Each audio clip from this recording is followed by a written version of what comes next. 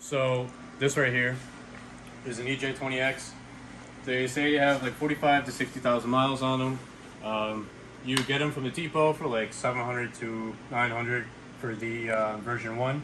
Version 2 has better oiling, supposedly. They updated the oiling and ABCS solenoids and whatnot. Preferably, I just like to use the cheaper one because I'm going to be doing autocross, and you know, if I blow it up, then they're just cheap to replace, so why not? So first things first, they have a nitride crank. You can't see that from inside, sorry, but Do they really? yeah, they have a nitride crank. Oh shit. They have a nitride crank. The rods are hardened and coated, and then the pistons, they are not forged, but they are said to have forged crowns. I cannot verify that, but that's what they say. Some people say they're not, some people say they are. Personally, I don't care. It's a $700 motor that runs and drives. The timing on this, I've already inspected myself. It's pretty good considering the fact that, you know, it is like probably 15 years old at this point. Look at the rest of it. It's obviously going to need a good degreasing. It's been sitting around for a while. One tip I can give you is when you pull off your intake manifold, because you need to swap it to the USDM intake manifold. If you look at these manifold gaskets here, these little brass pieces right here will pop out and will actually go inside of the chamber in here. So you got to be careful of that when pulling it off. I'm going to be very careful with that because they can drop in there. If they do drop in, you're going to have to pull off the spark plugs, maybe even the valve cover, and then just take like a magnet and get them out, or you could probably get them out by hand at that point. But just be careful with that. So basically what I'm going to be doing is swapping on my VF52 here. I kind of poured it and polished it myself.